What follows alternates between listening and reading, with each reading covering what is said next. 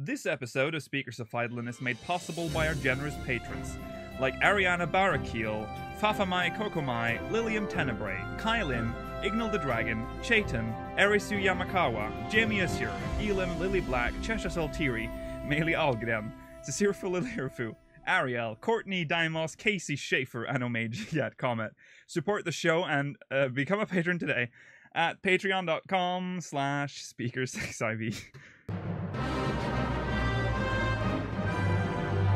This is Speakers of Hydaelyn.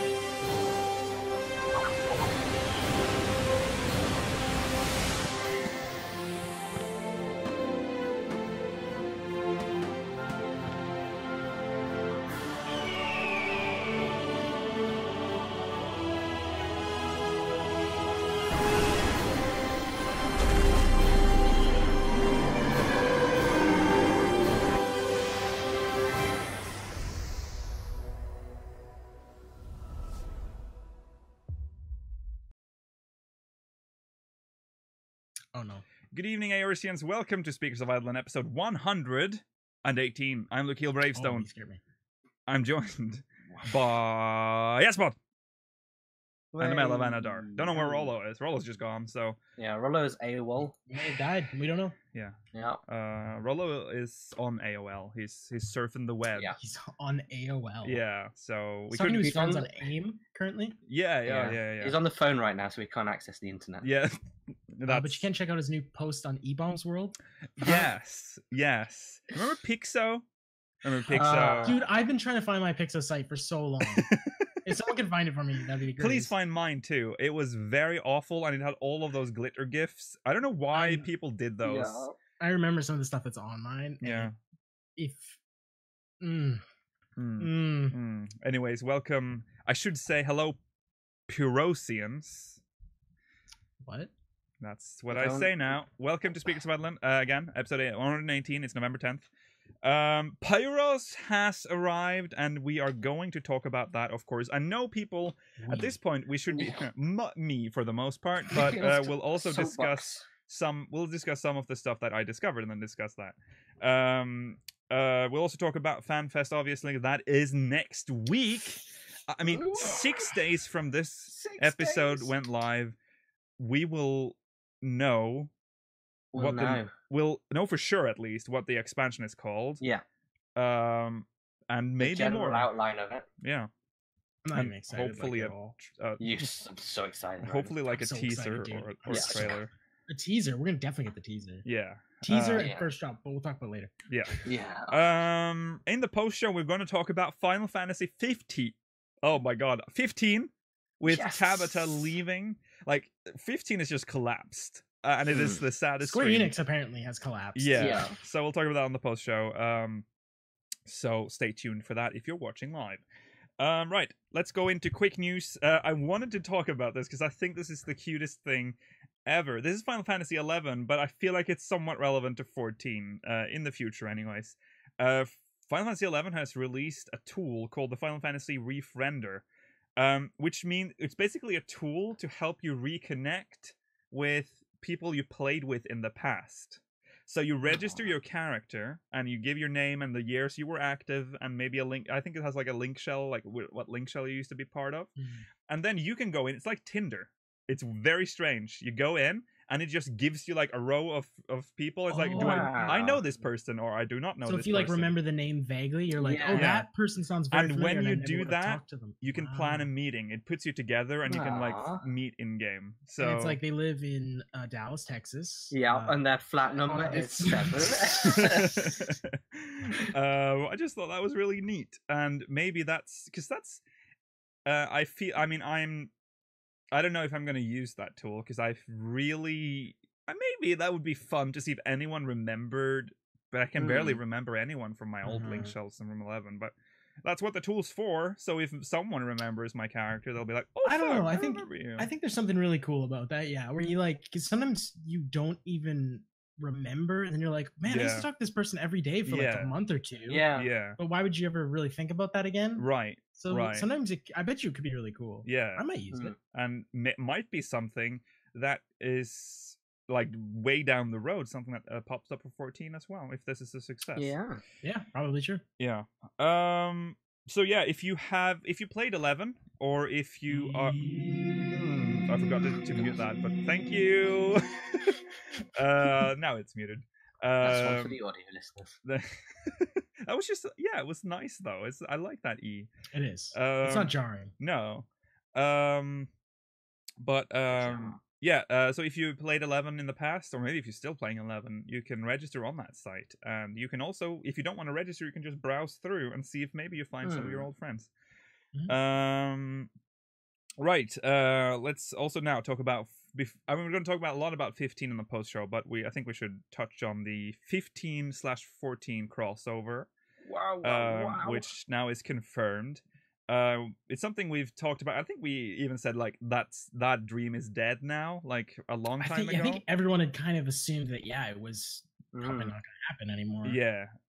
Especially after 15, they're like, we're releasing the last DLC for 15. And this was before we knew what we know now. Yeah. But yeah, so it didn't seem like it was going to happen. Yeah, 15 is first to get the crossover. That is in December. Was it 12th? I might have. Yeah, something like that. Yeah. I think December 12th. Yeah. And they get Garuda and Cat Girls and the Dude, starter outfit. It is so weird seeing a Mikote in fully res, animated. It's super weird, right? Yeah. It's quite jarring. She doesn't really fit. No. Dude, think about it. Maybe in 10 years when we get the upgrade graphics upgrade, the WoW style, where they're like, this game looks like shit now, let's update it. Yeah. We will get that eventually, I hope. Because 14 runs on a branch off that engine, so right. God, I thought you were just gonna say runs off a branch. that low res. So hey, that'd be cool. Yeah. So if they ever looks like that would be weird. Would be nice. So we don't know what the crossover for 14 is gonna be, but Naoki Yoshida did speak on that live stream, and he did say that he more or less confirmed that 14 is going to get one as well. It's taken them 2 years to make this happen for some reason. That seems super crazy to me. Because Monster Hunter World was not even in development probably when they, and they managed to get that whole thing out. Yeah. And they were talking about like wanting to make it. I understand they were like, we don't want to make this a throwaway event. It needs to be memorable and it's within our own franchise. It's got to do it justice, kind of thing. Yes. Yeah. But I mean, 2 years doesn't seem like that. I feel like they just weren't working on it for a lot of that time. There's no way they were working on this for 2 years. No, I mean, they've missed a lot of boats with it. I believe like the 15 release. I believe Yoshida. Release. I believe Yoshida also said that they had to prioritize finishing 15 first. But the idea of this has been going on pretty much since right before 15's release, apparently. So.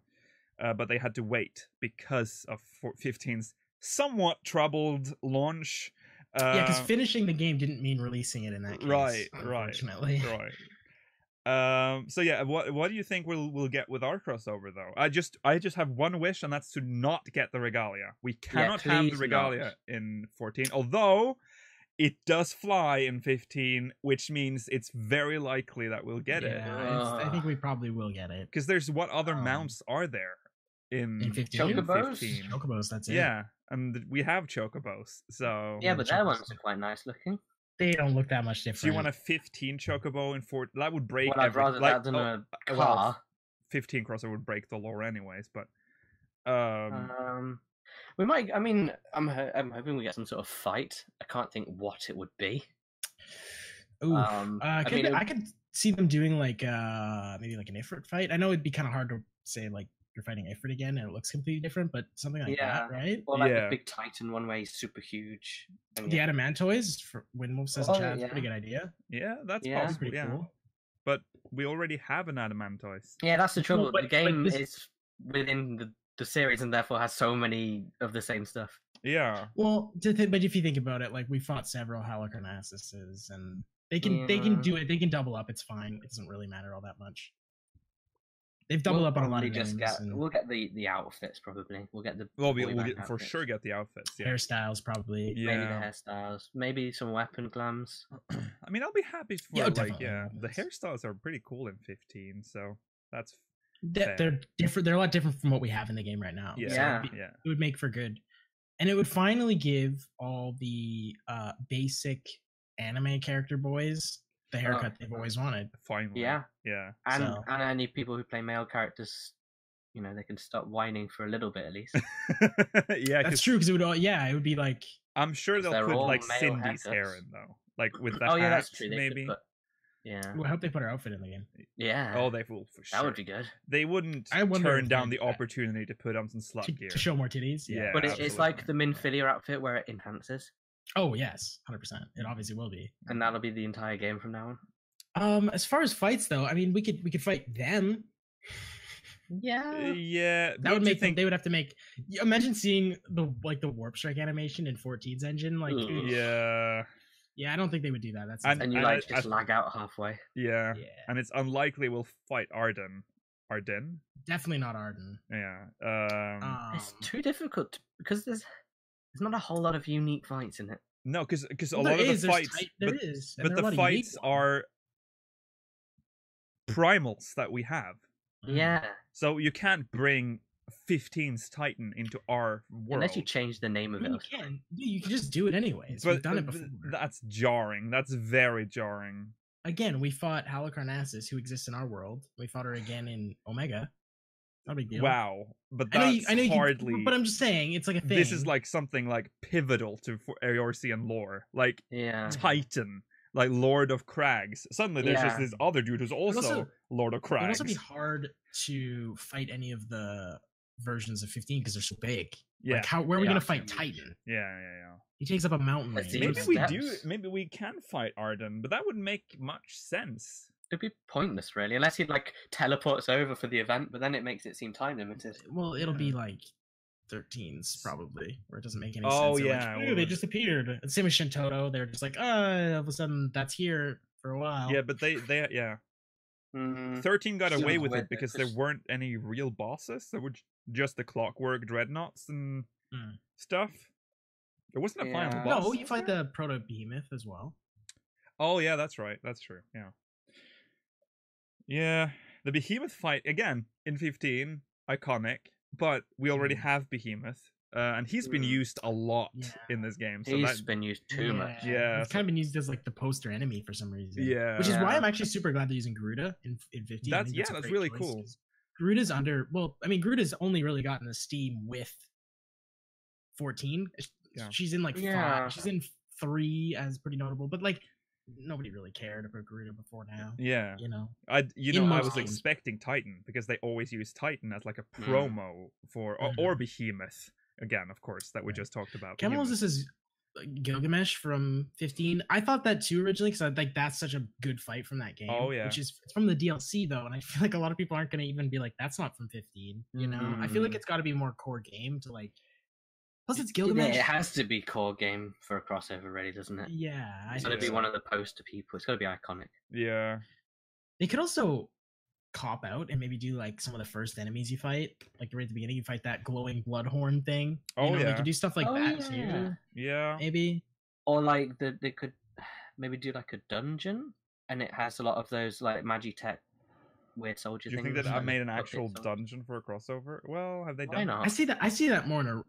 I think that's a better place for a reference in game. Yeah. Or they could do some fates. Right. They could do some fates. Actually, that's a good idea. Fates, maybe. Like they did it with 13. Yeah. It's weird that and 11. Yeah, it's weird that the 2 crossovers they've had with their own their own fucking mainline titles are the least exciting ones. It makes well, except for the Vanadil questline for 11 was pretty good. It was. But it was, and to be for the one in 14 wasn't that bad. The actual quest line was pretty decent. Yeah. It wasn't decent, but it was better. It was fine. Yeah. Yeah, I don't really know. I actually don't know what they're gonna do. I genuinely don't really know. No. I'm excited that if they do decide to pull something from 15 into it, how it looks in 14, because Rathalos, for example, looked very good. Yeah. In 14. Mm-hmm. Almost at a point. He's got a point. Like it's not. It's probably easier from because they ripped that Rathalos model from Monster Hunter World. Yeah. Right? Yeah. It would probably a million times easier for them to do that from 15 than it would be from Monster Hunter World. So that wouldn't surprise me if we got a really nice looking model. Yeah. Wait, did they? I thought they didn't pull it from Monster Hunter World. Wasn't that the whole thing? They I had thought to they make pulled it it from brighter. an older version, as what I always heard. Maybe they did. I feel like they said that they had to change the colors and stuff on it. Oh, they might have Well, altered it. Probably yeah. altered it. Yeah. Yeah. Whatever. Yeah. Yeah. I don't think again, they easier framed- and I don't again. think- Easier to pull because they're technically on the same game engine branch even. So Right. there might be some similarities like in I don't know I know how would- that works. But just like Rathalos, they wouldn't have to individually frame for Right. frame recreate the Yeah, animations right. and everything like that, right? Right, Which is a right. huge help. Yeah. I would So- kill for Oh. housing items of the food. They got to put recipes in the game, right? New But Oh, recipes. the yeah. food, Like if there It's isn't so new good. recipes, There has to be a new recipe like joke in there as well. I Otherwise, think that I'd be mad. Ignis better teach us new cooking recipes. Yeah. Ooh, Like, recipe. straight up. Yeah. And now Uh, that's another good point. You saying a new recipe? Are they gonna voice act them? Oh, Because 15 characters without voice acting wouldn't really feel like 15. Like if would Noctis be just very walks up and mouth boring. flaps, that wouldn't be a thing. Like, you wouldn't be able to tell Noctis is speaking. Yeah, because some of them have got quite well, especially Ignis has got quite a good voice. Yeah. All of them actually have really good voices. in my They've got opinion. good- voice yeah. acting is one of the strongest parts of that game. It's Yeah. fantastic. Knocked a bit whiny American, but Yeah. Well, the stereotypical Final Fantasy protagonist. yeah. I don't want to wake up. um, But so that's probably got to be like they kind of have to voice act, Mm. in my opinion. So that would be like, wouldn't that be? No, they did voice Lightning, didn't they? Mm. No, they? they didn't. I don't remember. actually That was a remember. I dream. don't remember That was a dream I had. That was a That was dream. a Yeah. dream. Just Oh, you had now. the dream? Just now I had that dream. Yeah, fishing stuff that makes sense too. Like I feel like in our heads, this is way better than it's going to be. Okay, now we're just Way making better. it Yeah, the but- biggest but crossover. Here's what I'm saying. They don't like if they. It's not hard for them to add a couple new fish to a spot or something like that. I think it would be cool. They did it with the summer event. They're like, "There's new fish here now. You can catch new Did fish." they? Yeah, Yeah. Hmm. for the You fried up the fish. fish and chips. So like, I Oh, don't yeah. feel like that's. I don't think that's out of the realm. I don't think that's too complicated. If they're like, "Oh yeah, Noctis wants you to fish. Ignis wants you to cook. Gladio wants to fight. That would be good. Yeah, they Ignis, all you have do- 4 different or quests. Prompto, you do a chocobo race." I don't know. Maybe Yeah. I'm smarter than Square Enix, but I think so. Yeah, I think so. Yeah. Yeah. I'm pretty sure it's just going to be a singular quest line with maybe a fate, but you know, Yeah. They Yeah. probably and you have to will. get different. You have to get a token from the fate and grind the fate until you get enough tokens to buy the regalia mount. I wonder how they're gonna explain it lore wise too. 'Cause Oh, I know God, I know yeah. ways that I would explain it, but that wouldn't make sense for everyone to be there. Just Noctis. So We'll but, see. Mm, We'll see. maybe Probably- maybe they won't even try to make it fit. They probably won't. Maybe they'll just be like, it's a whatever. who Yeah. cares?" Well, keep we'll- your eyes peeled. We'll see. It won't be this year. It'll probably be next year. So we'll Mm. You see. think so? Yeah, Yeah. I mean, if he couldn't true, give they're a not gonna date, and Yeah, they're not gonna stack it up with Christmas either. anymore. Yeah. No. Right. In other news, Balmung is closed again. Forever. It is congested Oh, again. yes. They shut it down. So yeah, everyone, your ERP, you have to do it somewhere else. It has become congested as expected. So no more alts. It is really strange with Balmung. I don't quite get it. Why? Because I mean, people making alts. I mean, Mala, you are guilty of this. I am, of course, kind of guilty too, but I actually transferred a character. But like making alts on Balmung just for the sake of being on Yeah. Balmung, it is a weird like concept in itself. Like what? People want what they can't have. But Exactly, I I mean, think, I don't yeah. congest it though, No, you don't. But I'm just because I saying, never like, play on it. I just had it there just in case this happened again. yeah, it's just such a weird idea. Like, why can you not role play on other servers? But there are other role play servers. None of them are quite the same though. It's That's because true. it's so popular that everyone goes there because they know they're going to get what they want. Yeah, exactly. People keep trying to make other RP servers, but there's always still other.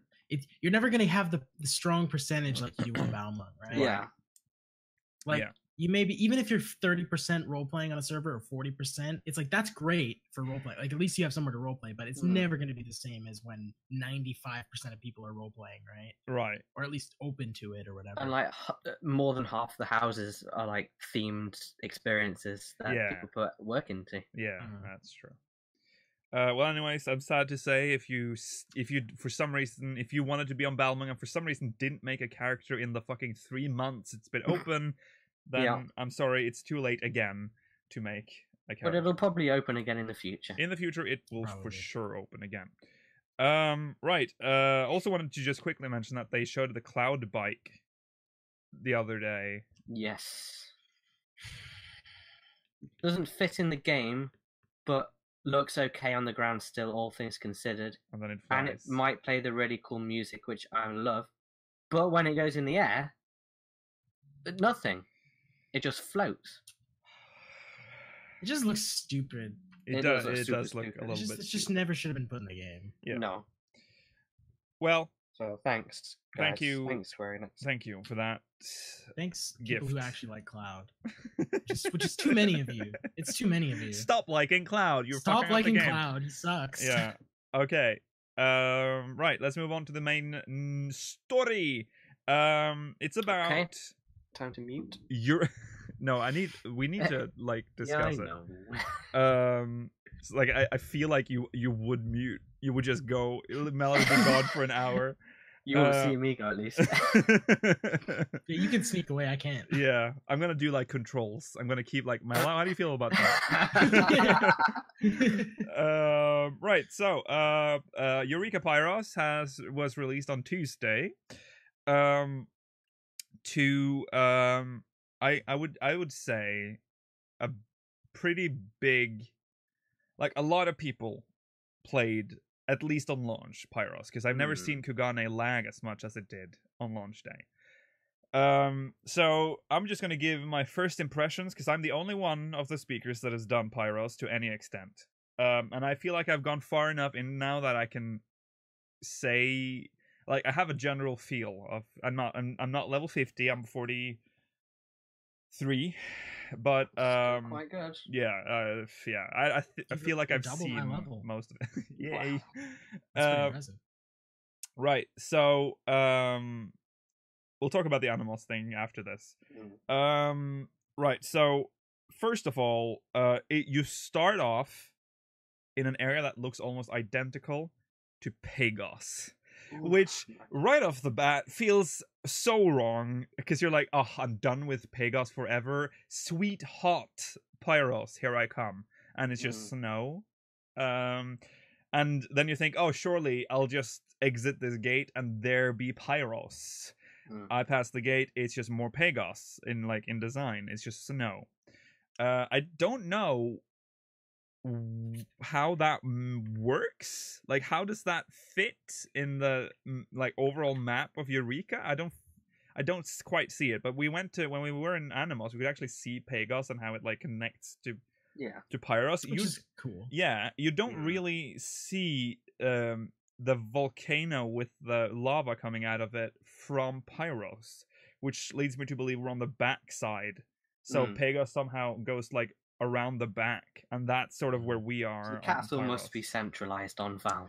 Yes. So Pyros has improvements which help a lot, because the big question here is Pyros better than Pagos? And I think most people will agree that it is. I've heard pretty much resounding that it is. Yes. A lot better. I would go so far as to say that I wish Pyros was Pagos, because if that was the case, I think Eureka would be in a better place today. 100%. Yeah, 100%. Because anything taking Pagos closer to Animos, which was obviously more successful, yes, at least from reception, than Pagos, for sure. Right. Pagos, maybe if anything, should have been the last zone, the way it's the pace that Pagos is, because it seems like, in my opinion, even when I did Animos originally, it didn't take me very long to hit 20. I hit 20 within a couple days. Yeah. It seems like Pagos, I know people did hit it in a couple days, obviously the hardcores, but but it seemed like generally it still took a lot longer, and then the crystals thing seemed like it took people like a long time. light step. The Yeah, lights took a long time. Yeah. So I think that if that was at the end, people probably wouldn't be as bad with it. Like they wouldn't be as weirded out by it, maybe. Yeah. Because at the end, if that's a 4.5, then we're gonna probably be having a fairly long drought until the next expansion. That's a good point. It's a decent time to put it in. Yeah. And on top of that, then if you put the one that's the most restrictive at the end, then people are still more likely to see everything. Yes. Yeah. Right? Because putting Pagos there obviously makes it less likely for a lot of people to get to Pyros in the first place. Yeah. And again, the actual relic step is the literal worst about Pagos. The leveling apparently now is very easy in Pagos, and I also experienced the light patch where they buffed the light.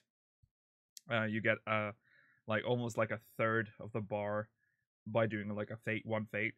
But in Pyros, it's all about the Logos actions, which in itself is a fantastic system in that it has all of those classic Final Fantasy skills, and they have their own unique animations. And the most that you have death. Death is literally a skill in it seems like the perfect place to put skills that you obviously can't put in this game. Yes. And they have reflect, and let's put banish. Let's give White Mage banish. It's like wait, so you just gonna make the enemy disappear? Dude, they have reflect. But I'm saying it's good to put in here. They have reflect, and it actually does what reflect's supposed to do. 100% reflects. Of magic damage only? Yes. Or is it physical take? So you can kill sprites by just going up to a sprite with reflect, and they'll kill themselves. I love that it's not everything. Fight them all, surely. I love that it doesn't multiple count enemies. Physical attacks. Right. It's true to its old. Yeah. And when you get hit, there's like this crazy barrier that comes up. It's huge. So all of the skills have, some of them use old. It reflects animations. heals too. Yeah, it is beautiful. OG. That's perfect. No, that's exactly. That's exactly what it should be. Yeah. So there's Stone Skin obviously is back. And I'm pretty sure I do believe I remember what Stone Skin looked like. I think they've changed the look of Stone Skin. Like they've freshened it up. It's more like it's got more edges to. It's hard to explain, but it looks like they made a new animation for it. Also, Shell is in here, and it's got its own animation, its own icon. Like it's just incredible how much work they've put into the logo system. And you know what? I don't really mind how the logo system works. So what you do is you get these logograms. No, you don't get logograms. You get crystals. They're just called something. I can't remember what they're called. And I believe they have grades. Like you can get like a big cluster or whatever, and that's better.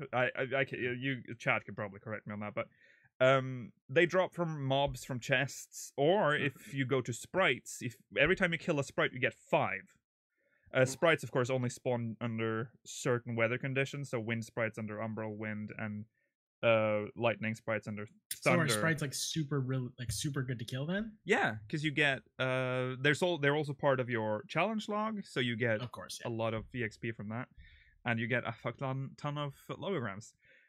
So basically, to progress on the relic here, it's more or less the same steps as Animos, where you need this amount of crystals. And to progress to the next step, you need to acquire this many logograms. So you make logograms by going to Drake, and he will look at your crystals, and he'll turn them into logograms. Then you mix and match, and until you have filled up. So the first step unlocks at 10 logograms, unique logograms. You have a log that you can open from your Magia board. It's like a log, and it will show you how many you have unlocked out of the 50 that are available. And by the end, you must have unlocked every single logogram. So 50 logograms, and that shouldn't be too hard because I feel like those drop quite a lot. Quite a lot of them drop. So, and then you need a certain amount of crystals, and of course you need to kill the map's main boss to get the item. So it's very straightforward. There's no annoying RNG like light phase. You can see your progress visually from. Have you gotten to the point where you're doing the randomized stats thing? No. I have not gone. I that wonder far. how the RNG on that is. Yeah, I haven't progressed that far yet, but I mean, I believe they are affected by what you do with the. Is it based on logograms? I'm not sure, but yeah, the actions are memes. Yeah, memes. Can we talk about how bad the weapons are, though? I didn't know they got their. I didn't no idea that they lost their materia slots. That seems like that's really bad that they lost their materia slots. That was 5 guarantees. 5 guarantees 6s, which is even better. Yeah, you can only put 1 6 in like a crafted weapon. Yeah, right, or 2 6s. Sorry. So that was like the reason that those weapons could, in certain circumstances, even with their lower weapon damage and lower main stats, could actually eclipse something. If you can add 500 points of crit to something, like holy shit, that's great. See, okay, the fact that they lost those, and they're what? Because the new weapons, the Omega weapons, so the best in slot weapon for the whole expansion would be 405. Yeah. So they're gonna have to buff this for it to be better like it normally is. They'd have to buff it to 410 in one. Okay. I need to point this out. So the only light grind is that what you just said, where you customize the stats. That's where the light, because there's a light forge, and that's where you create the sub stats for the weapon. It only has base stats when you get it. So you can crank like chat saying, up to 1,000 if you'd like. Which I'm not sure if that works outside of Eureka. But I mean, I feel like it might cap once you leave Eureka to like a set. Oh, okay, that's yeah, because theoretically, like you couldn't physically lower your if you decided to put skill speed, for example, you'd lower your GCDs to the point where it would completely break the game. Right, exactly. Like if you got to like down to a 1.5 second GCD, which is the lowest. Please. I mean, you can do it. You can actually absolutely do it, but you're gonna do no damage because you're not gonna have any other stats. Yeah. Worth it though. Like Hamalos was saying, I showed you guys this picture earlier today. That's where this discussion even stems from, where someone put 775 crit on their weapon. Right. But if that only works in Eureka, then it's kind of pointless. Yeah, but I think that if what I'm thinking is true, once you leave Eureka, the stat will be capped at the highest maximum. Yeah. Yeah, and if it follows older trends from relics, the relics in the past, you would get a couple extra points. Yes. Yeah. Like if you took a normal, like the weapon of the exact same item level, they would have the same base stats, but if they had the same sub stats, the relic would usually still have a couple extra. Yeah. Yeah. And this theory stems from the fact that they actually did say this once, that they wanted Eureka gear to have enhanced effect within Eureka itself to give it more utility within its own content. And when you think about it like that, that makes sense. Because now, and that's the second part of this discussion, but there is now other stuff within Eureka you might want to grind for. And having a weapon with like insane stats might help you in that goal. Right. Should I read the? Yeah, I'll lead into it. So this version of Eureka has a lot of all of the furnishings that came with this patch are in the Pyros, and they are the winners of the design contest as well as Square Enix own designed ones, and they're all like kitchen stuff and like RP furniture, as I like to call it. It's all really good stuff. It looks really good. Like there are cups and a lot of stuff I've wanted plates. for a while. Yeah, plates is such a minor request, but you're like, thank God they have plates now. Yeah, and they're like wooden. I like that. It's like wooden plates. That's a bit weird. But, yeah. Do they not have porcelain in Eorzea? Of course they do. They make giant vases. They do. You're right. No, they can absolutely make real plates. I guess it's supposed to be like. You can also make like silver plates. There's like that's true. That's true. Platters. Yeah, any of that stuff's fine. That's true. I don't know why they assume we're so broke. I think it's supposed to be like an outpost, like as Pyros or Eureka is like a camp. Yeah. Thing. Yeah, I see for sure. Okay, so with this, we're actually going to do a Mog Mail. We're going to break the rules today. Ooh. Let's see if it's loading up here. It's from Fenetry Level U from Mateus. Relation. Maybe. What are your thoughts on content such as housing items, hairstyles, emotes, etc. being gated behind Pyros? At least here on Mateus, many people, especially crafters, are very peeved on that one. They can't craft an item, such as wooden plates, that would seem simple enough to make, and 2, a lot don't do rally content on purely RP characters / alts, but still wish to have housing items, emotes. While it can be purchased on the market board, it has been seen as punishment for some in the community. So, in a way, I see what you mean, but you need to have some sort of reward in content. Yeah. Otherwise, no one's going to do it. That's content. Yeah, right? and I heard someone say that Eureka is actually a good place for people that don't craft to earn money. Yeah, of course. Because there's still stuff. I mean, again, you have to buy stuff off the market board now, like the plates and stuff, but they sell for like 5,000 now. And it should be punishing because you have to do the content then to get the item. It's like to me, it's like the same as with everything in this game. If you don't do your roulettes, you're not going to get tomes. To be honest, I actually want more of this. Right. Like for example, there should be stuff that you could sell that's really great from beating good raids, right? Yeah. There should be stuff from hell, even like I mean, they did it way back in used to be a little bit, with like the Alchemy Catalyst and stuff. But to be able to craft stuff from the raids, I know they become irrelevant fast, but put them on Savage raids, whatever. Even how about this? You beat the Savage fight, right? They always drop a mount, right? Yeah. Also drop another crafting material that you can make a second mount, not the same one, a different mount. And sell your mount, right? Yeah. They sort of did that in Heavenswood with the Gordian like bureau or whatever it was. That's right. You can actually sell because the Savage one dropped a different crank or whatever it was, that's right. And you can make a Gordian bureau or like a normal version bureau. That's correct. Yeah. You can make the one that like glows with blue fire or whatever. Yeah. So I don't know why they abandoned that idea. Cause get more of that. Yeah. And at the same sort of time, I don't know what Luke is having issues with right now. He seems to be losing his mind. I think there's a wasp in his room or something. But it's the same sort of thing with PvP. Like, I hate PvP, especially the Feast. Not because of the concept, just the game. I don't like how the game plays with PvP. But it has, it's got very exclusive rewards. It has things that are only in the game for one season. Wait, is this a joke? Can you sell logograms? No. I don't know. Surely not. I don't want to report something that's not true, but if that's the case, you can? Wow. What the fuck? That's good money, I would assume. Because, okay, that's interesting.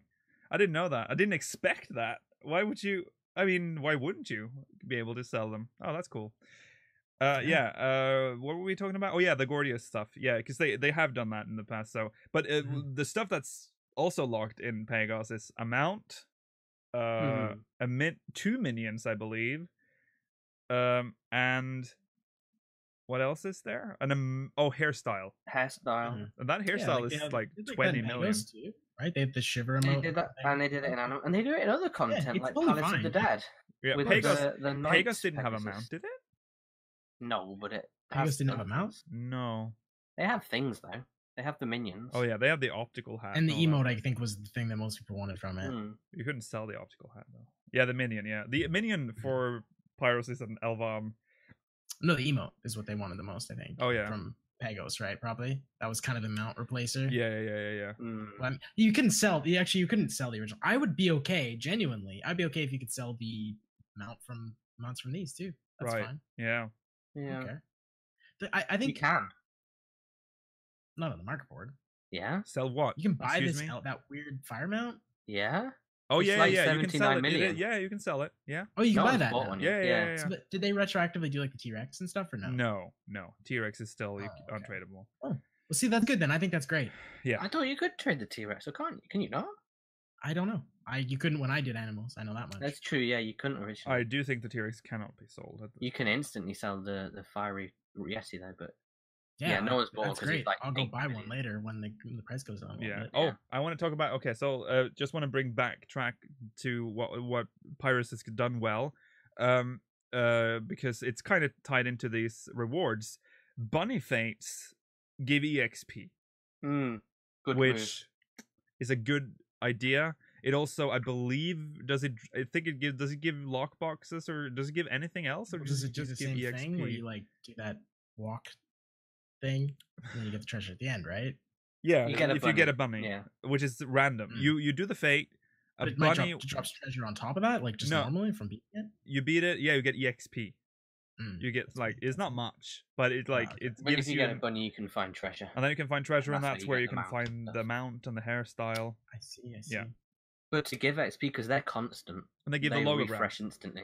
Yeah, it's very good. Yeah, they're very good. Like I think they had like a respawn timer of like less than 5 minutes. It's very nice. So you have like something to do while you're waiting for an NM to spawn. You're probably chaining mobs, for instance, while waiting for the bunny fate to pop, and then you do the bunny fate. So Pyros should have been Pagos. It isn't though. But I think this is the push that a lot of people like. This is the kind of content that is pushing more people through Pagos, because they know that at least the next part isn't worse than this. Like this is as bad as it gets in Eureka, and after it comes something to look forward to until the lightning one. And we'll see with they're probably looking very closely at the feedback on this.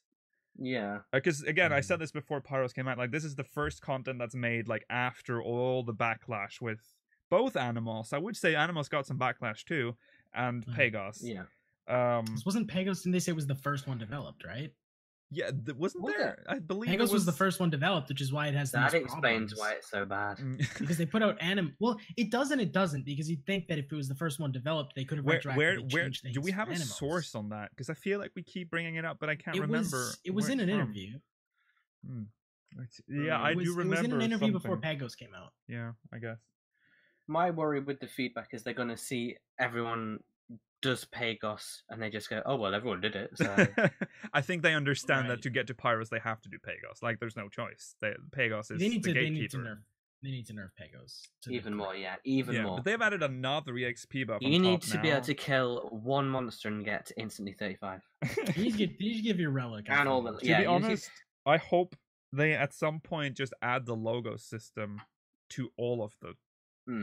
You had a good point. You mentioned it in like just randomly to me at some point. You're like, that's a good way to make it retroactively soloable. Yeah. And I agree with that. Yeah. It would of course make the story a bit weird because Drake doesn't show up until Pyros, and he's like in charge of the logo system. But I think we're talking way ahead in time here, so at that point people just probably wouldn't care anyway. That's when we have trust NPCs anyway. Right. Right. The death pen. Just reading. Maybe from the old ones. That sounds pretty. Getting a bit political. Yeah, that has a different meaning than you think it does. I think. and JP, they need to. I do kind of. No, actually, I kind of like the idea that death is very dangerous. Like, yeah, I don't know from the old ones though if it still should be there. I like that on the new ones. Right. But probably not on old ones where there's like barely enough. You know, eventually there's barely going to be enough players. To do it. Like, you're probably gonna need to. But in Pyros, you can get if you're so afraid of dying, there is an ability that will give you re-race if you die. So, no, of course, and that's why I said I think it's really good that it should be in the current zone should always have the death penalty. Yeah. You should follow my advice. Die where there's people. Die where there's people. If you're being chased by a mob, you have to sprint for your life and die near an aetheryte or near a cluster of people. It's true. Don't die. Don't do like I do, because sometimes I just panic and I just fucking everything blanks out and I just fucking run to like the furthest part of the map where no one ever goes and I die there. You just die where there's people. Just keep that in mind. And you should be fine, and especially in Pyros, where I feel like there are more people. The map in Pyros is more structured. There's a very clear ice area. There's like, I think it's like almost a play on Story of Ice and Fire. How big is it? Smaller than Pagos, bigger than Pagos, Animals size? Because Pagos seemed bigger than Animals. It did seem big. I'd say around the size of Animals. Okay, so probably a more realistic, reasonable size. Because Pagos, to me, I remember being like, this feels like it takes way longer to get across than. Yeah. Also, you could mount up earlier in animals, so it felt a little better. But that's true. Yeah, it feels. There are quite a lot of messages about stream issues. Are you dropping frames at all? We've dropped 0.3% frames, so it might have just been a hiccup. Yeah, that's fine. Is not an issue now. Yeah, I don't know. It's Pyros. If you okay, I'll put it like this: if you didn't want to do Eureka because of Pagos, you should probably jump in now, because now people are doing Pagos. It's been buffed for the 3rd time. Pyros is better. But here's my problem. Here's what I'm gonna counter what you're about to say with. No, you're not. Sometimes the content just isn't for you. Right. I agree with that 100%. And sometimes we just have to accept that, some people just don't like this kind of content. It's true. Yeah. So no, my problem is it's too late now. I can't, if I gotta be able to get all the relics, or I'm not getting any of them. I need all 15 or whatever, how many there is. I need all of them. So I'm not gonna do light 15 times or whatever. No. I haven't even started light, so I don't know how bad it is.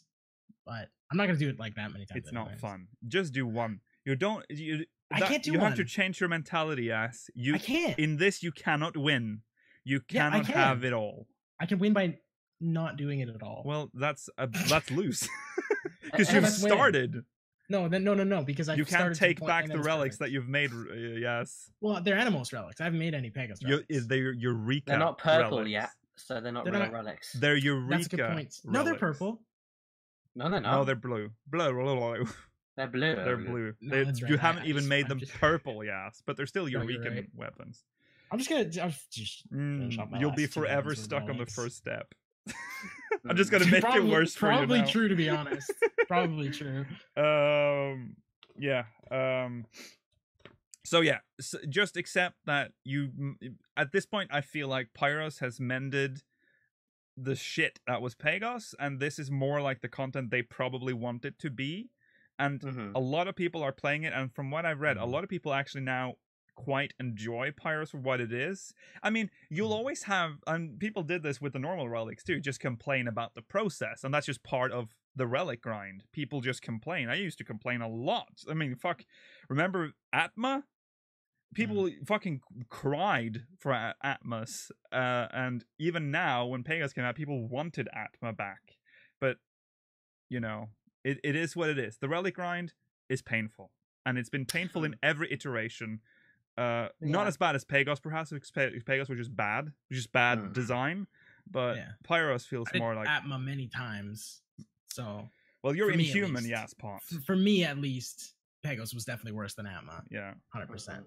I'll admit, I will totally admit, I am actually, because I think over time, I think this applies to Mela as well, where people assume we just hated Eureka from the beginning. Well, Mela didn't. Mela loved Animals. Right. I loved Animals too. I did every relic because I loved it so much. Or I didn't love it so much. I was like, this is fine, and I will sink a lot of time into this. So I think people forget that we actually did like the original content, which totally makes me sad that I am missing out on Pyros. Yeah. I was never sad. It seems like it's pretty good. Right.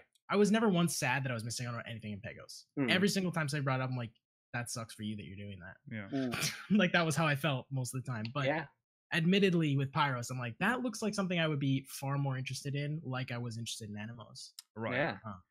So I'm a little bit sad, of course, but I don't want to get through with one relic because I don't have one main job. I have more than one main job, right? Like if I'm gonna get a relic, I'm gonna get Paladin, Warrior, and at Black Mage at least those 3. And to do the light grind 3 times so that I can get to the next step where I would clear.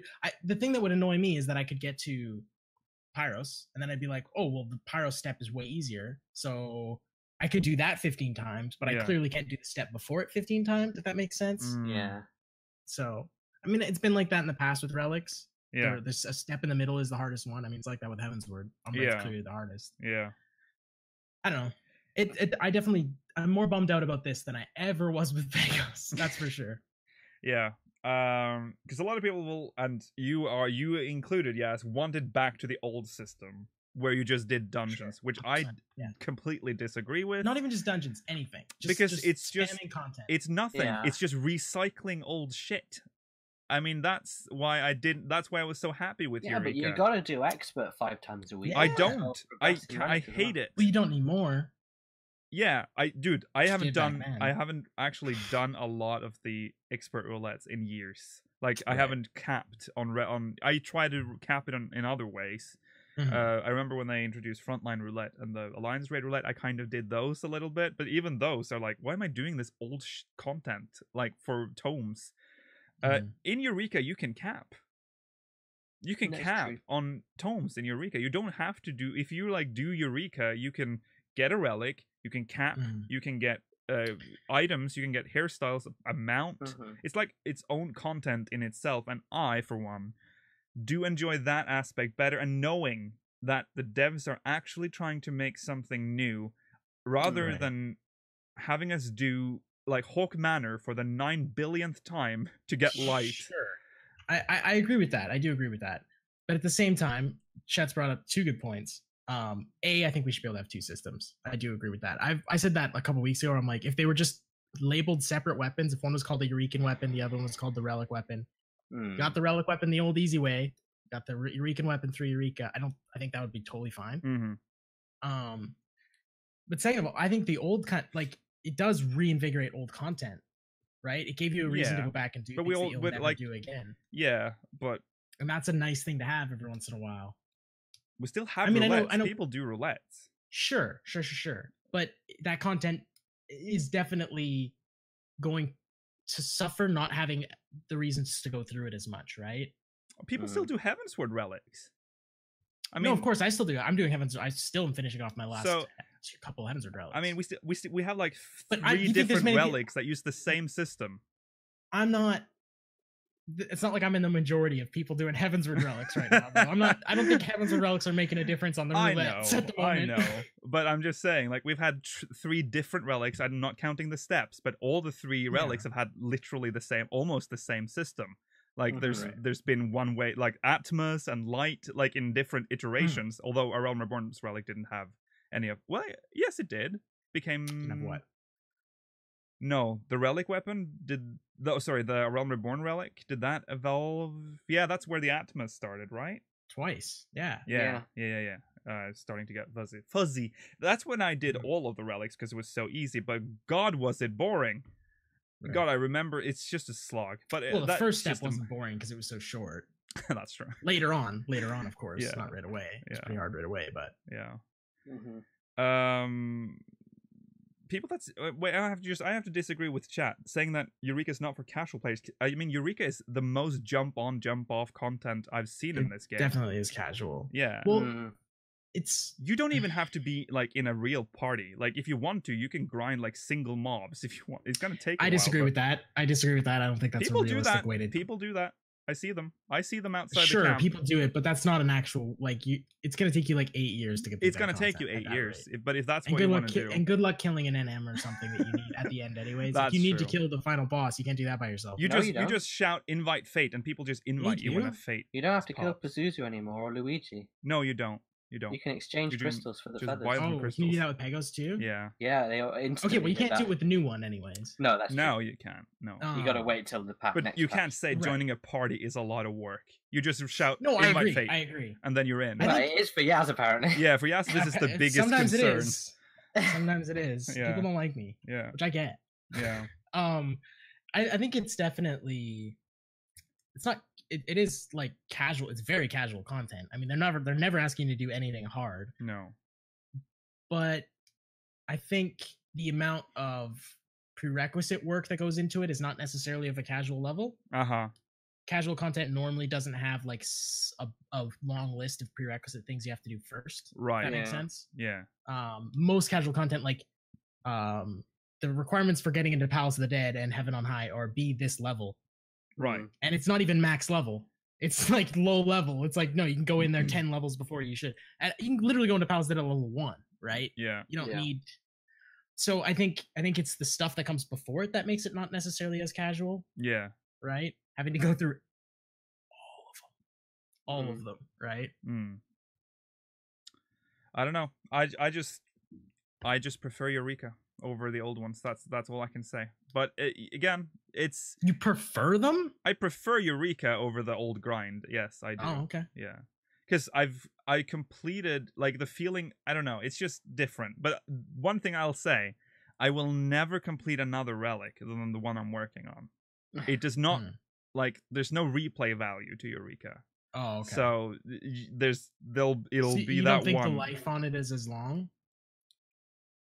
Probably not. No, I don't think. I think most people will be like me, the people that play Pagos. Anyway, I know there are people that are going for all of them, and just a message to you: you're insane, and that you shouldn't do that. That's not. I feel like it's not even intended for you to do that at this point. It's so punishing, especially with Pagos. Like, why would I do Pagos again? I don't want to touch Pagos ever again. Yeah. But yeah, I don't know. Just because of what Pyros is doing. So also have to say, by looking at the logos actions, they're definitely gonna continue Eureka in some shape or form in 5.0, because there's no way they're gonna abandon a system that is this good. Like all the skills, all the abilities, like the whole system is so well fleshed out. I think we're gonna have to struggle with this content for a long time. But I do agree though that maybe it would be a nice idea to have two systems. So you have the Eureka portion, but you can also do the boring grind old. That would be ideal, to have two ways of doing the same thing. Yeah. Oh, you think it should be the same weapon? Yeah, why that not? makes. I mean, it would break the lore a little bit, but it's yeah. Why not? I agree with that. I mean, it's I don't really have an issue with any of Eureka. It's to me, it's I'm glad it's getting better. My main concern about it is, like, for example, as I've said, I'm still doing the last couple Heavensward relics I need, right? I don't think you'll be able to do that. Like, I will never be able to on the side work on any Pagos relics at the moment, right? Like, I can't be like, oh, well, I don't need to do a level 50-60 roulette because I don't need any poetics, but I'll do it anyways. And I'll get some poetics, and then I'll spend them on my weapon and work a little bit on my thing, right? So it's gonna be a little rougher down the line when it's like I have to try. It might be like you might have to go into the party finder and be like, I need 8 people to do something with. Right? Yeah. You might have to do that. I'm not sure. Oh. This is I just want to again chat. I think making things like Animals crystals and Pagos crystals and frosted Pagos crystals purchasable with tomes would alleviate a lot of the stress with grind and allow newbies to get into Eureka as well. That could work. The old not the cap tome, but the one before. The one before, right, for sure. That's a decent idea. Yeah, that's a decent idea for sure. I don't know. They have clearly tried, again, I think we've said this like in the previous episode, they've tried to make, or a couple episodes back, they've really tried to make the relic its own content now. Like, it's no longer using old stuff. It's its own contained thing. And the relic isn't what it used to be. Like, you see it now with the relic weapon with, like, stats that only work in Eureka, like massive, crazy stats that wouldn't normally not work outside the bounds of Eureka, I believe. It's much more akin to something like a Heaven on High or a Palace weapon, where it affects that content, and it's attached to its own type of content. Yeah, for sure. But more or less outside of that content is just for glamour. Yeah, right. And again, this sort of solves the eternal discussion between raiders and relic grinders about the weapon strength. Because now they can have a strong weapon within Eureka, and no one would care. It's like, okay, well, that's within Eureka, and that's all fine there. That's true, yeah. So, in a way, they've solved one problem, but... Which does seem like that is the case with the current level trajectory. Yes. For sure. Yeah, so... Which is fine. Yeah. So, you can sort of see both sides of the issue here. Like, they've definitely managed to contain the relic, but it has also caused some... Because a lot of... I think it's just... the relic didn't seem like it was going that way initially. Like this just hit like a bomb. Well, but the reason why is because the way he always personally described the relic. Yeah, right. He always described the relic as just like content that you would just do over time, and that you would collect things for and spam some shit, which bored doing the content. Yeah. So, and this obviously didn't end up in that direction. This ended up its own thing with its own systems, and so yeah, I mean, way more complex in Pyros than I'd ever expected the relic to be. Like now, there's like you have to learn how to do Eureka. Which is interesting because I think it is confirmed that next part of Eureka will have that open world dungeon, which seems to be, didn't they talk about the open world dungeon and that it was going to come out? But it doesn't make sense with the next step. What is the next step? Well, it's going to be the lightning place. But when are we going into the castle? It's going to be the final step, Mela. There's only one patch left. Yeah. Yeah, I know, but are they going to do the lightning area and the castle? Doesn't that make perfect sense? Why couldn't that go into the lightning castle? area is the zone, and the castle is the dungeon. Like you saw the castle being very close to the... But it's going to be huge then. Well, I mean, all the Eureka maps are pretty big. Yeah, but... I mean, the castle is like a 10-story high fortress. So is Ul'dah. Oh, that's true, yeah. A big circle. So is Ishgard. I love Ishgard. So is Alamigo. Yeah. Oh, don't talk about that. Yeah, public dungeons and more logos actions. 20 more. I don't know if that's number is confirmed. Cool. What does a public dungeon even mean in this game? Open world.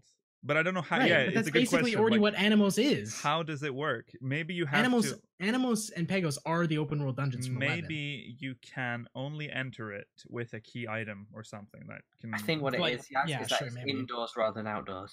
No, but Pyros is indoors. That would make that a public dungeon, which it's not. It's not indoors. Pyros is. Half of the map is indoors. It's underground. Is it underground? No, it's gonna be it's inside. It's not a man-made structure, is it? So it's still outdoors. That's true, but it's like ground level though. It doesn't go down, does it?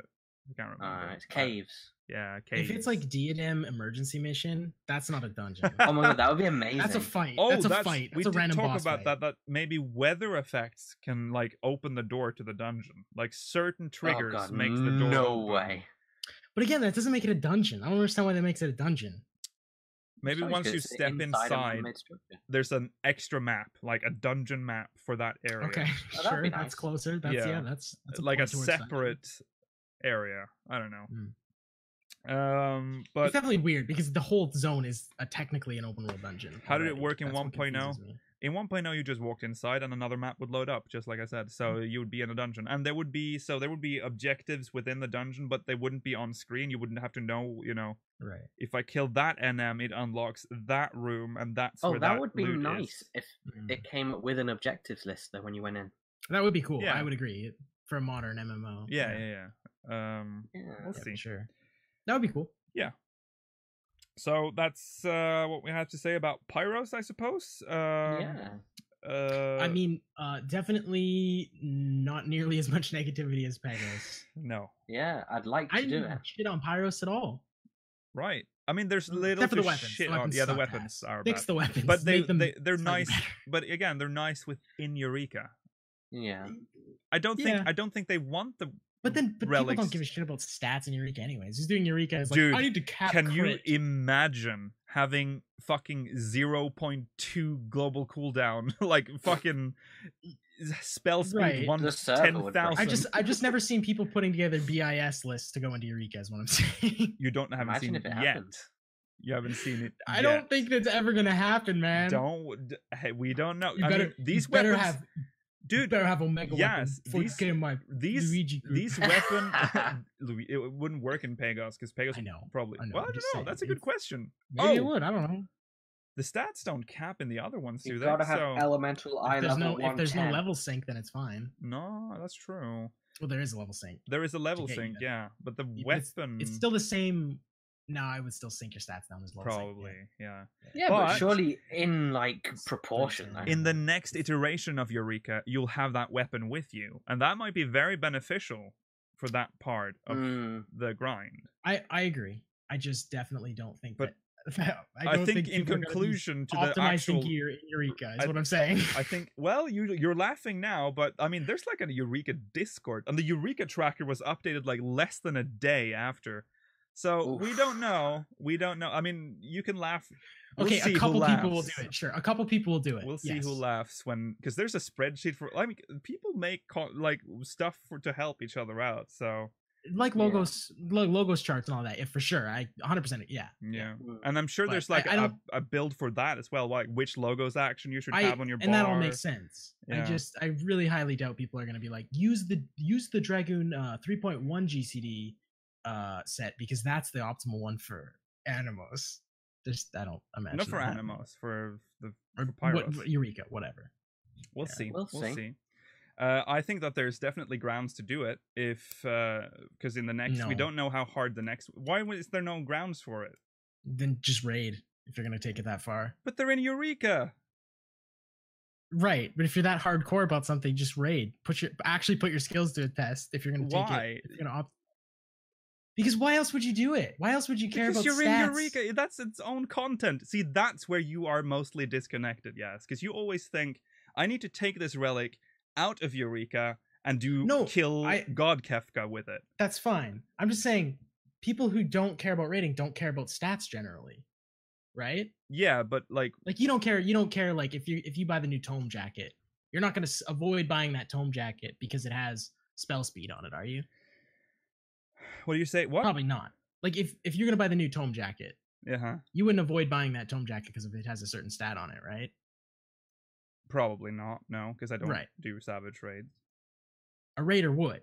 Yeah, but skip out on that and buy a different one. But if I was deep into Eureka, I'd be like, I want to progress fast in the next part.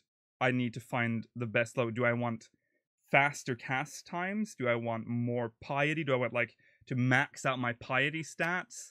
I just don't think people. I'm not that deep into Eureka. I don't think people are doing that. We'll see. We'll see. Time will tell. I mean, if people would have done it for dungeons, I wanted to get this dungeon done faster, so I'm gonna get best in slot. Like that's just not a lot of. Yeah, but Eureka, we just talked about how Eureka is its own contained bubble, and the gear seems to be geared towards usage within Eureka. For at least for now, I don't know how successful it's gonna be though. Yeah. Can we does this apply to the gear as well? Can you customize stats on the gear? I am actually not sure about that. I mean, eventually you'll probably have a full set of Eurekan gear. Yeah, true. For Eureka. I mean, I think people that don't raid care about stats too. I mean, I would care if I got a coat that had +2 vitality. I wouldn't go around with that. Well, not main stat. I mean substats. Oh, optimization substats. Well, I look at the stuff. Well, I have no choice but to get the tome gear. Right, and that's what I'm saying. Is there's really not. But usually I don't have a choice. Mm-hmm. In Eureka, you do. In Eureka, you can set the stats. So I know what stats I need for an optimal PvE build and outside of Eureka, but. In Eureka, that might be different, but I don't know. I'm just trying to give some credit to Eurekans out there, people that play Eureka. I'm sure Eurekans. I'm just sure someone is working on an optimal build, I guess, for all the classes. And if you do, more power to you. Mm-hmm. Okay, that's all we had to talk about Pyros. So let's talk about FanFest. Let's change gear. So that's coming up in less than a week. On Friday. Yes. So we will know at that point what's going to happen. We will know. Well, we don't know what's going to happen. We'll have a taste of what's to come, I guess. What do you think? Do you think we are going to get half of a trailer and a job release? Or do you think they're going to mix it up this year? Do you think they're going to repeat the same thing, or do you think they're going to change it up? Here's the thing, what if they show a race? Sure, maybe. They actually might do that too. Yeah, it's possible. If they follow the FanFest formula, it indicates they might be following the expansion formula. That's a negative in my eyes. Right, I agree. So if they shake things up, I'll be quite excited. Like if we get a full trailer. Showing off a race, yeah. Maybe we get a full trailer? Maybe get a full trailer. Did they show... I thought we had a full trailer for Stormblood though. Did they show Al Ra? Was it the first FanFest or was it the last one or the middle one? Does anyone remember? I don't remember. I don't think I watched that one. I can't remember. I believe they showed it at the first one. Yeah, because I believe they did. Yeah, because we did. No, they might have. That might have been the Japanese fan fest. Oof, I can't remember. Was the middle one? Middle one, Europe. Either way, I don't think it was the last one. So maybe we'll see it. Maybe we'll see a race. It wouldn't surprise me if there's two. If there are two, then we definitely will. Yeah. I'm kind of thinking though that it's probably going to be the same formula. I think FanFest might follow a pretty similar formula. Although I have to say, if the leaks are to be like have some credibility, then we are in for more than we're used to. That's true. We've never had 2 races and 3 jobs. But I mean, that's only scratching the surface, apparently. Of but we would also be only getting one expansion. We would also be playing Blue Mage right now. That's also no, because did you not read? It's so weird. It was like at the end or something. Yeah, he suddenly decided. It's now apparently a pre-order. Yeah, it's changed. But that's fine. You can keep changing your. Don't be snarky yet, Mala, because if that's a pre-order thing, you're gonna look silly again. It was from. I'm gonna look silly again. Yeah, you're gonna look silly because now you're like, oh yeah, because now it changed. Now it's wrong. Blue Mage is a pre-order.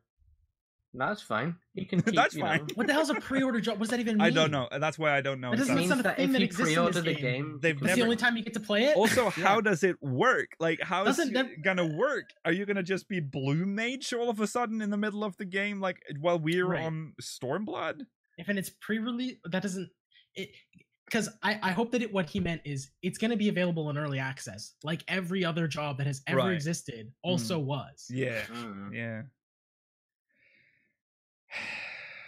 Because you get early access for the whole expansion. To the whole expansion when you pre-order, which that's always been jobs. the case. Yes.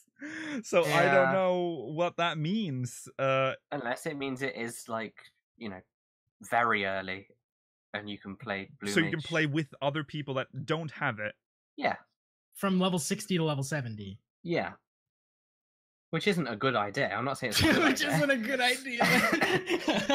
But it sounds really weird. I don't know. It does sound very weird. I don't know. I think they probably won't change a lot up, because if there's one thing they don't like, it's like changing things up. And they have to, and they, I don't know. It's just that they have more content, and we're just basing this on the leaks, which we are already sowing doubt about. But if it is what we think we're getting, then they have to change it up a little bit, like add a little bit more in there.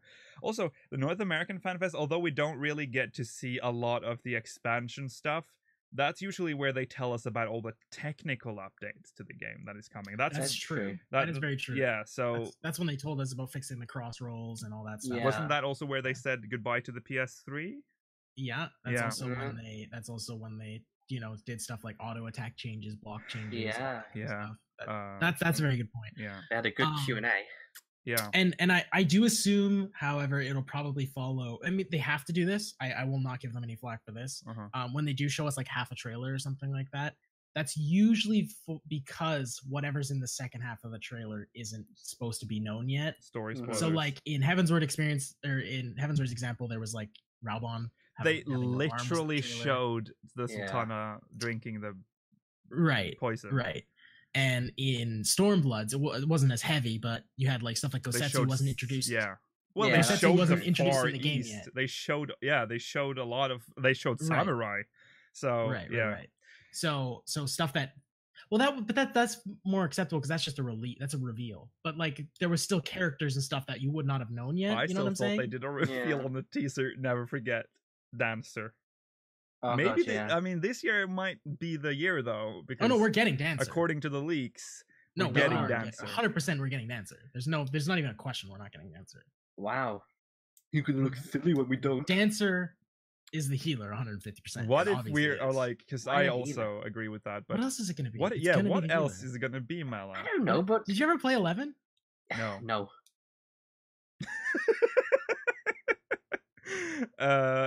It literally can't be any other class. I mean, it could also be a melee support. Yeah, honestly. but we already know that we're getting a DPS. Yeah. And then we get a gunblade tank. Yeah. So, I mean, again, completely based on leaks, but that is what the community has decided is happening. No, so. plus they do that. Like, let's be honest. Square Enix has had the easiest job picking jobs ever. Here's what they did. Here's the whole thing. Okay. They released all the jobs that they knew people would like. And they went, okay, we have First Dark expansion coming up. Let's just piss everyone off. Put out the most random shit we can. Dark. To be fair, some people asked for Dark Knight. Yeah. 11 fans asked for Dark Knight. That's fine. I asked for Astrologian, so. And then here's what they did. They waited for everyone to complain and say, we wanted Samurai, we wanted Red Mage, how dare you? And then they went, okay, we know what we're making next expansion. Yeah. They waited until this time. What did people complain about? They make, we want no Blue dancer. Mage, Why we want dancer. Exactly. Yeah. And they're just going to release those jobs. And then when people we want a gunblade that's original to 14. And then you guys got to get with me. When this expansion comes out and we all go, there's no Mime, you fucking assholes. And then everyone's going to play for Mime and they'll put out Mime next Where's the Mystic Knight? Yeah. Yeah. I don't know. I think what do you think about technical stuff? Do you think, obviously the graphical stuff, I don't think is going to happen this expansion either. I think it'll be the same amount of improvement. Like Stormblood looked better than Heavensward, no doubt. Yeah. I mean, they did a lot of small jump. A lot of stuff in the cutscene stuff has improved a lot with Stormblood. Like if you look at like a Realm Reborn cutscenes, it's almost exclusively just emotes, like going off in order. Like there's just in-game emotes. And then in Heavensward, they sort of tried to experiment a bit more with mocap and stuff. And in Stormblood, I feel like they really tried to blend it. Like they have. Yeah. Like, did you see that guy sitting on the chair with the cup? Yeah. But like, look in the Dome and Enclave. Like there's like one NPC who has a completely unique animation, and it's only that NPC in the whole game that has that animation, which is stuff that they wouldn't do in A Realm Reborn. They wouldn't waste because they were so busy with everything else. Like they wouldn't waste any time on making. Look at the MSQ cutscenes, especially recently. Yeah. Right. So some of them back in A Realm Reborn, some of them were just like they would do an important plot point with a regular emote. Yeah. And it's like because they just didn't have time to make the new animation, and it would be the full length of it, like 5 minutes of patch. Right. Yeah. So I think they might tweak because this will be. I mean, this is the second expansion after the PS3 is gone. Rest in peace, or rest in peace. They might try to work on the HUD more. I feel like the HUD is actually pretty good at this point, but they did talk about skins. Please, some info on what they actually mean by it. Before this patch, they said that in preparation for upcoming UI skins or whatever, some certain windows will change color. That'll just be like, it'll be stuff like minimalistic HUDs. Yeah. Stuff like that. Like if you wanted a mini map without the gold ring around it, stuff like that. It I would be very really minimal. Don't like changes. The menu buttons in this game. The orange and yellow, it doesn't look good. Yeah, it'll be stuff like that. It'll be pretty simple. Yeah. I mean, they did upgrade the lighting with Stormblood. Was the main thing I noticed with Stormblood. Yeah. With Heavensward, obviously like going to DX11. They did a lot of weather stuff. That's right, Mala. Yeah. They changed how the weather looked to make it more like discernible and stuff. Yeah, so I would imagine we'll see something. Yeah, some sort of improvement. I doubt it'll be drastic. Probably not drastic, but it's the the technical things they do with this game are the sort of thing you don't appreciate very much. Right. But they're actually quite nice. You don't appreciate you don't appreciate it until you look back on what it used to look like. That's what you're we also need to appreciate it more because they're working on spaghetti code. Exactly. Yeah. Which is like makes it actually you're like, oh, you fixed the lighting? That's impressive. Yeah. Look at what they're doing on the bones of 1.0. Yeah. Right. Yeah. Amazing. Yeah. Yeah, no, I'm excited. We will cover it. Now, obviously, we didn't... So, sorry, I want to apologize to our YouTube viewers. Last week's episode did not go out on YouTube or on iTunes because throughout the entire episode, an audio source was turned on, and it was Rollo's camera. Skype apparently has this built-in feature that just sends out white noise, and apparently I think it's to let you know that if you're on mobile that you have Skype open. that white noise just penetrated the audio. So when I tried to fix it, we just sounded like robots. So I couldn't fix it. So without it sounding like absolute trash. So YouTube viewers don't know about what we're about to say. So we'll be covering the event.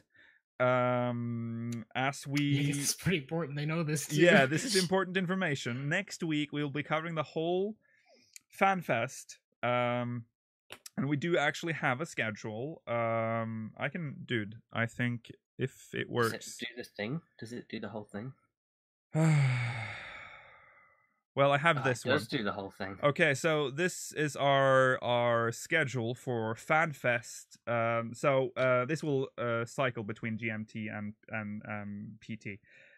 So on Friday, November the 16th, we start at 5:30 p.m. GMT. In a second, you'll see what that is. I'll say what that is in PT. But that's when what time do I have to wake up? You're about to find out. Pre-keynote discussion starts at 5:30. That's probably 5 hours before now. Yeah, that's pretty early for you.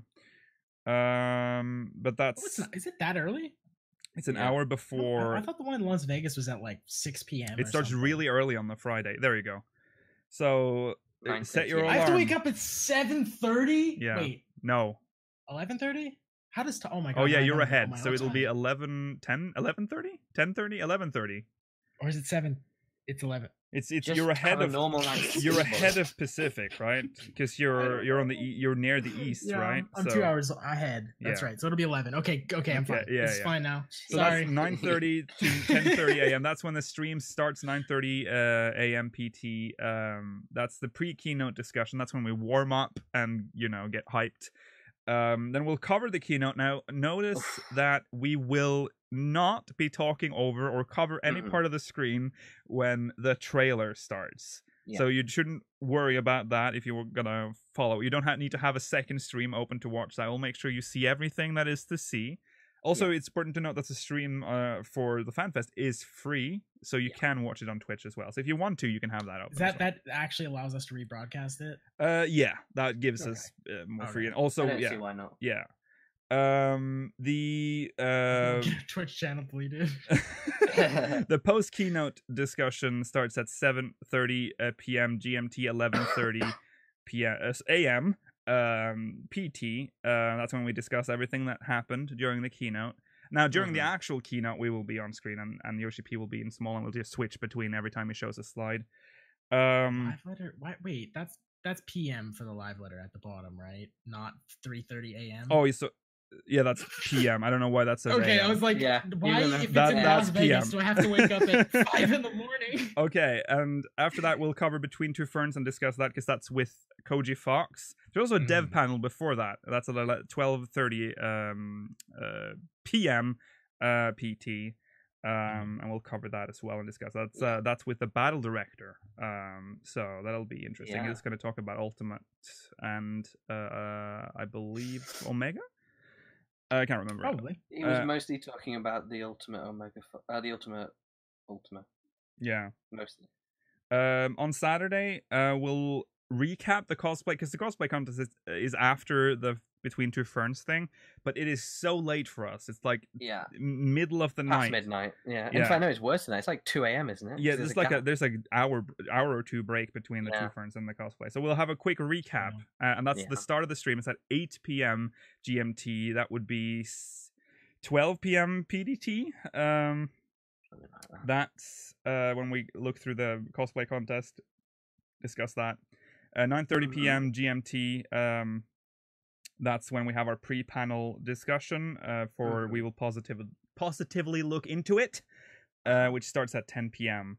GMT, and we'll cover that as well. And then the live letter coverage at 11:30 p.m., 3:30 p.m. It's really PT. I like what's wrong on both of them too. Yeah. Even more. It's so confusing. And on Sunday, November 18th, is when Speakers of Hydaelyn XL airs. That's the full recap episode of Speakers of Hydaelyn. So do make sure you catch that as well. 3 hours is probably not even gonna be enough time. No, probably not. But we'll do our best. We'll do our best. So, you know what the coolest thing is? What? The background picture for that. We may see it without the clouds on Garden. That's true. That's true. In fact, seems very likely. Yeah. We're gonna get the full Eorzean map for the first time. Well, our continents. The three continents. The three continents. Yeah, yeah. But that's the first. I can't wait. I like finished maps, guys. I never told you that. I really like maps a lot. Yeah. Maps are cool. Maps are cool. So. So that is our plan for FanFest. Other than I don't know, there are breaks and stuff in there, but that's not marked on this. So make sure you tune into that to hang out with us and share your reactions. Right, that's the end of the show notes. It's the silence before the storm. It feels like there's like hardly any news. If I'm being honest, it feels surreal. It does not feel like FanFest is next week. It doesn't. No. I know, it's like crazy. I think it maybe is because I went to the last one. Yeah. So I was like obviously like weeks ahead. I'm like, actually, okay, I gotta go on a flight, and I was super. So this time I'm just like I don't even feel ready for it. I don't feel at all prepared for this yet. No. For some reason. I feel like we don't. There's no like people don't really talk about FanFest like they did. Because I remember I didn't go to any of the FanFest last year or the years before, or the year before, but the two. When was last time? I get what you mean. 2 years and whatever, the 4 years, yeah. In any of the FanFests, and there was always hype around it, but it seems like it's calmer now. I don't know why. Yeah. Is it because of the leaks? I feel like the leaks should have the opposite effect. Yeah, and I feel like it should make people more excited. I feel like it, so I don't know. Yeah, I feel like it did temporarily. Of what to expect, so maybe we're worried it won't be that, or maybe we're just assuming it'll be that, so whatever. Yeah. Do you think maybe it's also just because I think the people haven't been as excited about the game as they were? Yeah, I think at this point in Heavensward, people were a lot more like every patch that's coming out is all the content in all of the late Heavensward patches were all knock out of the park. Everything was amazing. From Weeping City onwards was right, great exactly. patches. Everything was was fantastic. So maybe people are feeling like a lot more like about the game right now than they were. At that point in Heavensward, we got Diadem. No, wasn't that the last? Diadem was way before. Diadem was early. We got the Diadem 2.0 I'm talking about. Yeah. It was like still 3.3, 3.4. It wasn't 3.5. Wasn't it? I feel we finished the Relic and it was like relevant for 2 weeks and then Diadem 2 came out. Oh, you're right. Yeah. The timing does make sense. But everything else was so good it didn't matter. Diadem 2.0 was 3.55B. Oh, so it was after FanFest. It was very after. last, yeah. We just didn't So that hadn't even happened yet. So happened.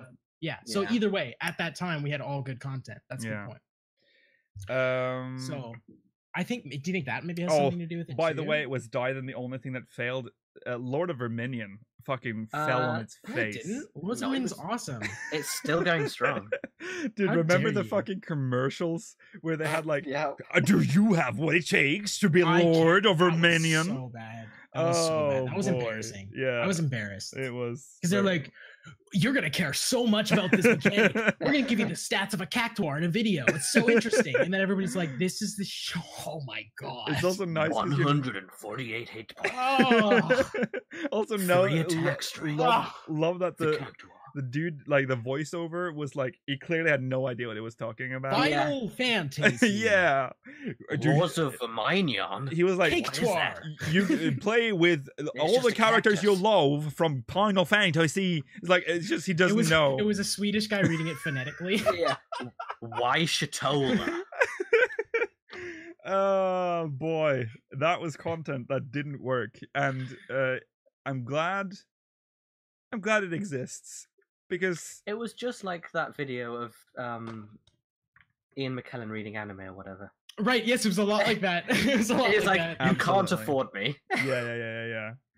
That was the thing. I think that's the only thing. It does that didn't drop work. the Bahamut minions, so shut up. Well, that's Twintania minions, right? Twintania, right? Twintania. Yeah. If you finish like the tutorial or whatever. Oh, I did it. I did it. I'm on like the second to last one. Too. What? I got the Penguin Prince. Pretty sad. That's so sad. How dare you? Also, yeah, we got. Didn't we get Gold Saucer was 2. We got Aquapolis at some point. Yeah, that which was good. That wasn't failed content. There was only that really. There wasn't really any Diadem. It was early Heavensward cycle was bad, and it just got progressively better. Then it really got bad again. Well, actually, we got Dunscaith, which was failed content, really. To be fair, Diadem 2.0 was like it was bad, but it was so late it didn't really matter. Nobody cared at that point. Yeah. I mean, people cared about the weapons. That's about it. Yeah, but it was that's really it didn't have. But why?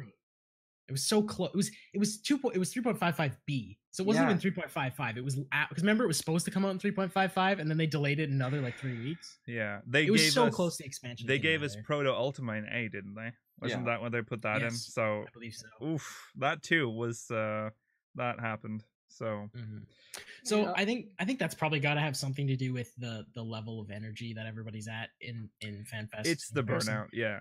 But at the same point, the fact that we are in, we're in the final stretch before FanFest. Yeah, I won't say we're in a lull because story wise we're not in a lull at all.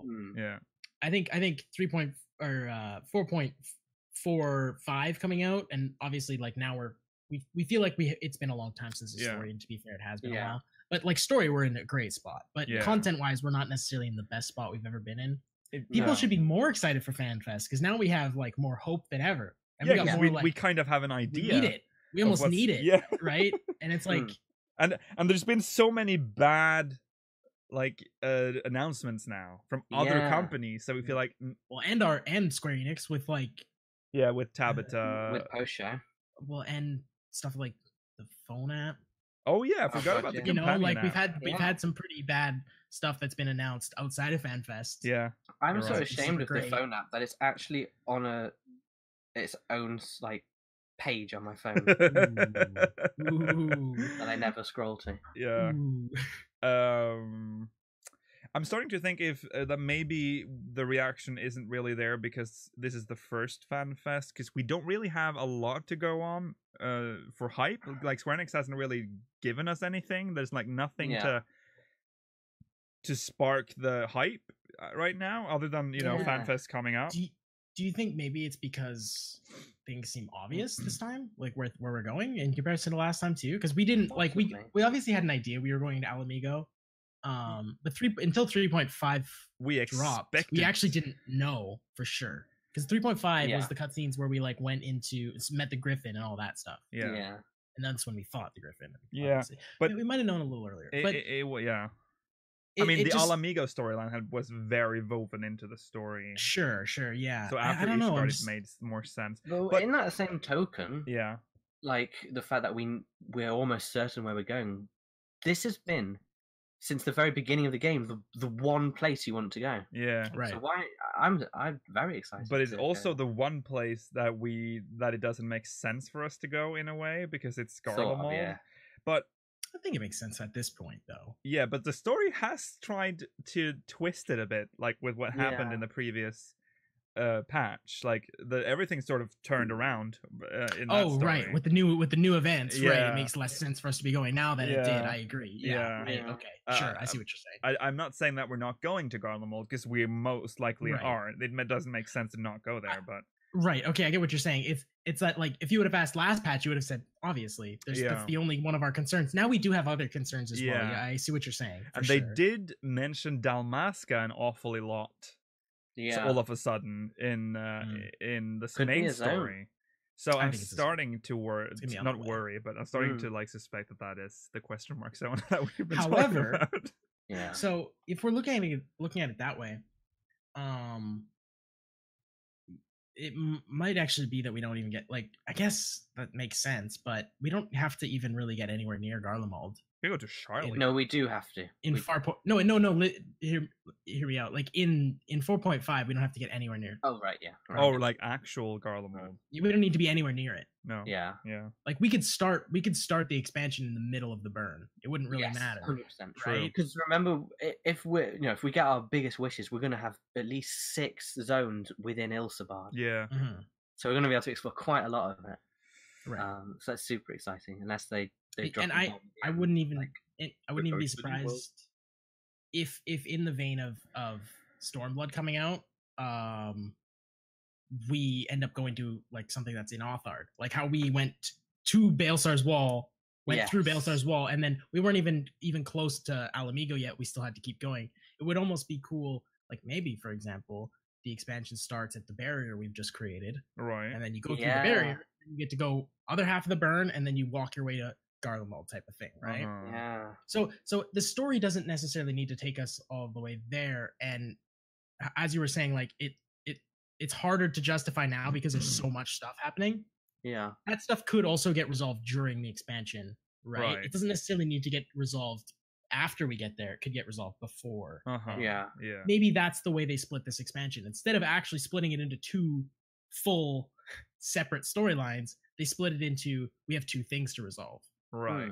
Yeah. Right? That could also make sense. Where first, maybe we're hanging out in Othard trying to figure this shit out. Yeah. Trying to figure it out, and then go to Elspard for the other half, or what? I don't know. Could be something like that. Yeah. They'll just make Garlemald a dungeon. Garlemald itself as a city is going to be very weird because we can't just walk to it. We can't just walk up to the enemy capital and be like, "Hey guys, we're going to destroy it," because they've got so much firepower. We could go in a dungeon though. Shut up. Yeah, just shut up. In a dungeon. No, because we've got to destroy they've got to destroy the power source, which is the cerulean reactor, like Rollo says. Hey Mela. I will point out we have taken a Garlean city before. Yeah. Yeah, but like one they already what? It was called Alamigo. It's not. It's that was a fucking city-state. And it had weapons in it, giant weapons in it, huge robot snakes all over it. I hate gorillas, dogs. For no reason. Alamigo had artwork for the inside, and it didn't even match. Yeah, because it was like on the edge of a cliff. It looked like fucking Venice meets the Middle East. It's amazing. Why? Where's that ocean though? Is it there? It actually is there, I think, isn't it? If you look the other way, if you go right to the edge. Yeah, I think it actually is there. Yeah. It's just. Sorry. No, I agree. Alamigo brings back bad memories of memories that will never get better. No, they will never fix those wounds memories. Won't heal. Ooh. So I hope maybe that's not true then. That it's a dungeon, but we've been. Yeah. Some people have been like, this is expansion for that. And I see people saying in chat like all the random stuff. Yeah. Absolutely not. Not that I think it's not a good idea. It will not happen. We'll get that after, if anything. I mean, they're not going to walk away from Garlemald at this point. Yeah.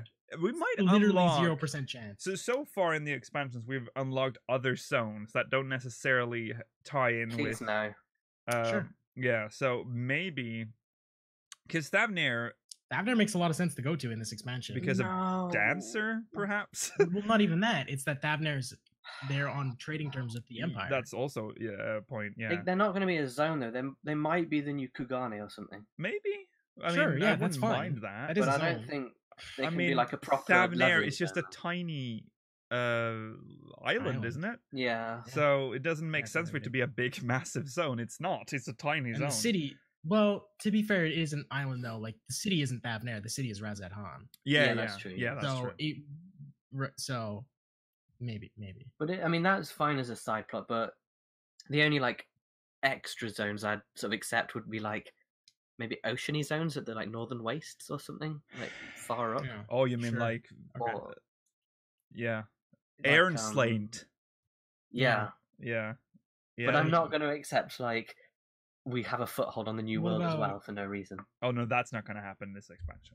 Oh no, and we're not going to Mirror City either. No, it's not Mirror going to City happen has too much in our minds. But then in again, the storyline so far, he does mention the Allegan Empire, and we know the Allegan Empire did bad stuff in Mericidia. So maybe in 6.0 that opens up. But the Allegan Empire, I will put money on it that when we get to the New World, Allegan Empires will have been there too. For sure, absolutely. I mean, so I don't.